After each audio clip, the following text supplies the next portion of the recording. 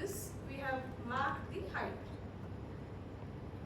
And then here we again have to see height, age and weightage. These are two important components of analyzing the height.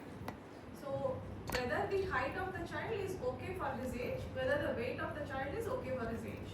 So what we do is, we take the height wherever the child is and extend the line either backwards or forwards to meet the median. So wherever it meets the 50th centile line, that is the height age. Suppose this is an example where this child is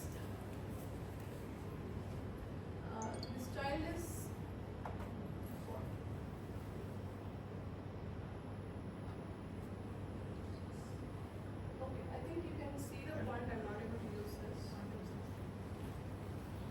Oh yeah, got it. So we get the height of this child here. So we go to the 50th centile here and drop our perpendicular to the x-axis. So we get the height age. So we see according to his age, the height age is less. And then weightage. So this is the weight curve.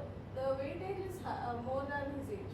So if this is his weight, we take it forward to the 50th centile and drop a perpendicular to the x-axis. So height age is 4 years, weightage is 8 years, whereas his chronological age is 6 years.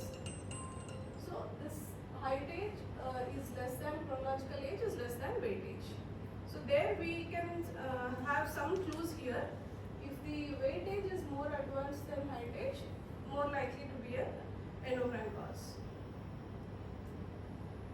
So this is a normal distribution of any variable across population. So what we see is, at any point, if you have a normal distribution of any variable, you will have 3% this side, that side approximately as outliers. So this is what we take for non-population, for comparing with the population. But to make things a little bit more complex, the height is not a variable that is normally distributed. There will be a small correction in it, which is included in some of the charts. But roughly, this is how the graph works. So coming to height velocity, we calculate it as a rate of increase in height over a period of time, at least 3 months, and it is expressed as centimeter per year. So this is the height velocity curves. So and in the table below is the usual height velocity of a normal growth. So first year 25, next year 12, and then until the around 10 years, until the puberty starts, it will be around 4 to 6 centimeters per year. And once the puberty hits, the growth spurt will start. As you see, the female's growth curve starts going up earlier than the males. Here, this is the takeoff for females, this is the takeoff for the males. So here, if the velocity is less than 25th centile, again we call them as short stature. So this is a rough figure showing how much growth happens at what period of life.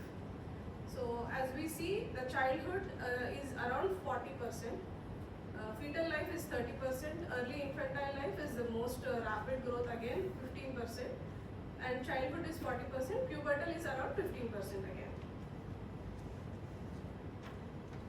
So these are the growth charts that we plot and see.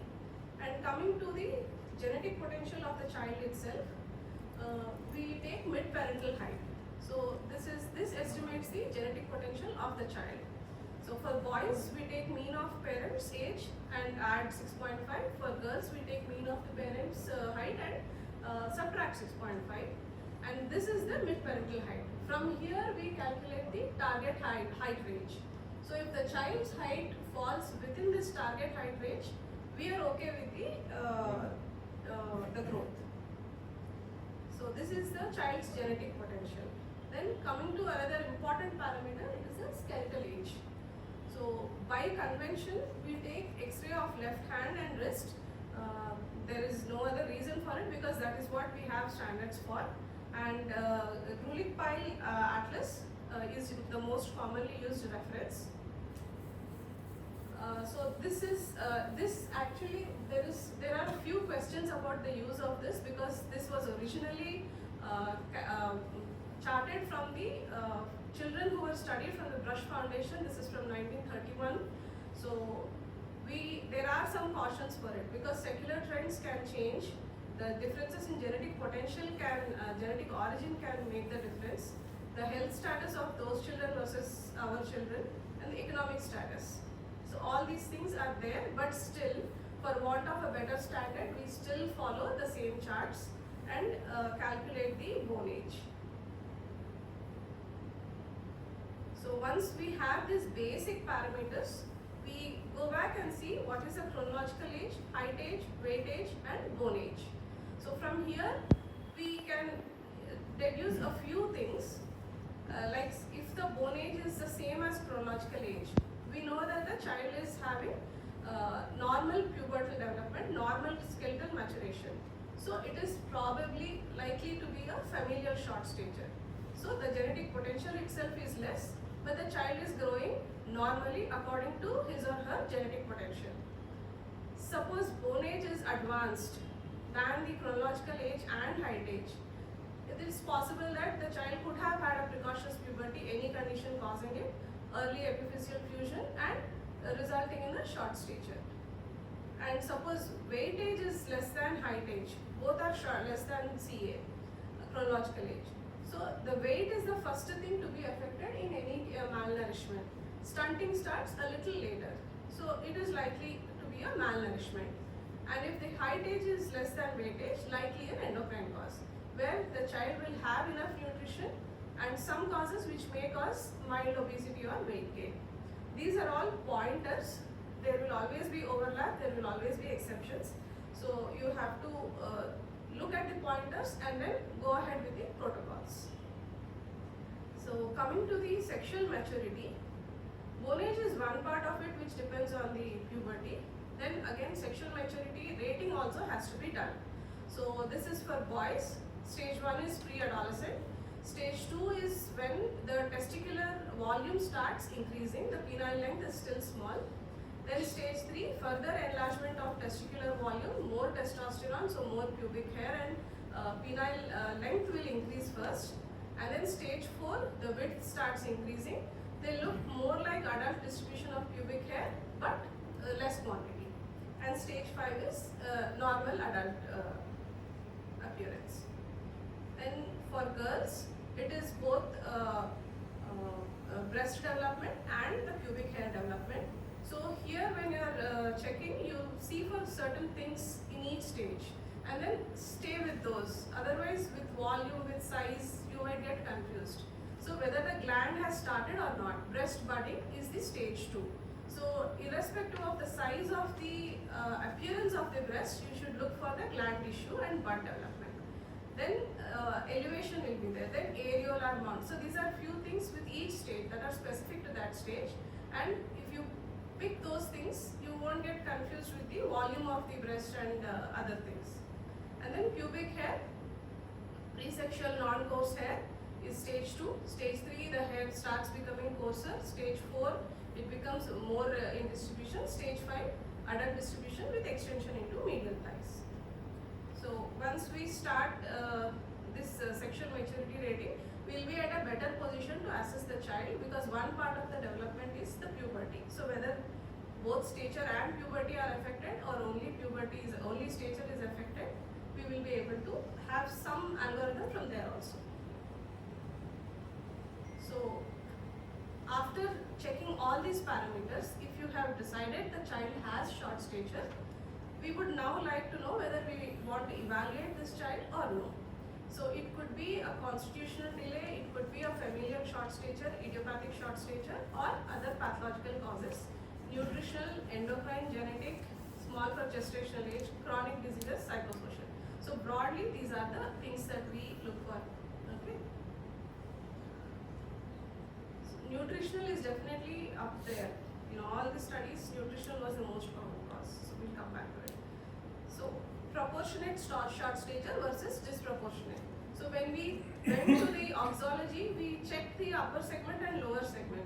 We saw the height, saw that it was in the short stature range. Then we check the proportions. So there, if the upper segment to lower segment ratio falls in the normal proportion for that age, we call that short stature as a proportionate short stature. So all the normal variants of short stature, including familial, constitutional delay, and all the prenatal causes and malnutrition, normal variants of short stature, what we call psychosocial short stature, and most of the endocrine causes other than rickets, they have proportionate short stature. So when you find the proportions are normal, you look for these things. Then disproportionate short stages is mostly skeletal dysplasias. Again, here we can differentiate between whether the limbs are more affected or the trunk is more affected, and work according to those things. So proportionate short stature is nutrition, normal variants, all of the endocrine causes. Disproportionate is skeletal dysplasias, rickets, and any spine deformities. All skeletal dysplasias fall under that. So how do we go about it? Clues from the history. When you talk to the parents, these are the things that point to some cause.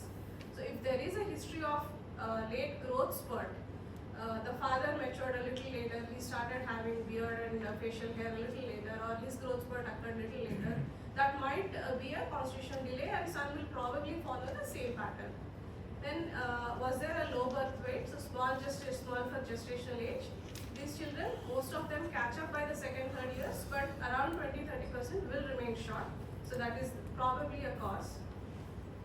And then if there is neonatal hypoglycemia or jaundice or micropenis, points to growth hormone deficiency. And dietary intake, significant diet history, we can see for malnutrition. And space occupying lesions we will have, but that is a very rare cause, won't be there most commonly. Then signs of hypothyroid, history suggestive of hypothyroidism. Social history may not be very forthcoming, but that is something that we may have to figure out. And history suggestive of malabsorption. So these are all the histories that should be included when you are taking a history of the child with short stature, suspected short stature. So these are the examination findings. You see disproportion, you will see a skeletal dysmorphism.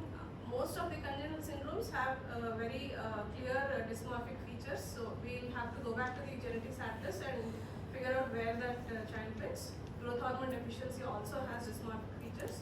Hypertension in most of some chronic illnesses, coarctation of aorta, CKD, etc. And then we did mention Cushing syndrome as central obesity and striae, but that is pretty rare in children. It is more of a generalized obesity, and features suggestive of protein catabolism may not be as significant. So just because the purplish striae are not there, it doesn't exclude Cushing's, especially in children. They may just present with generalized obesity and short stature. So like we said, weightage is more than height age. So pointer towards the endocrine cause. So that could be a history. So when we are evaluating initially, basics are to be done in all children, including bone age. Bone age is the basic testing, so it should not be reserved for only cases where you suspect anything. All children should be evaluated for all metabolic parameters, including which might point towards RTA and all these things. And in girls, all short girls, even if they do not have Turner's stigmata, karyotyping should be done, so that we do not miss children with mosaic syndromes and all. Okay, so if all those investigations are normal and the child falls between second and third standard deviations, we have a small window where we can wait and calculate the height velocity and see how the tempo of growth and puberty is going. If the height is less than 3 standard deviations, even if all those are normal, especially if all those are normal, we'll have to go to the next tier of investigations. So we rule out malabsorption syndrome, celiac disease, and then we go for IGF-1 or IGF-BP3 based on the age of the child, growth hormone dynamic studies, and imaging follows as indicated. Any suspicion of skeletal dysplasia, the whole skeletal survey has to be done. coming to the individual causes, malnutrition is the most common cause of short stature in India. Proportions have changed, but all the major studies which have seen the etiology of short stature have found uniformly that malnutrition is the most common cause. So, like we discussed here, the bone age will be less. Bone age will be, the skeletal maturation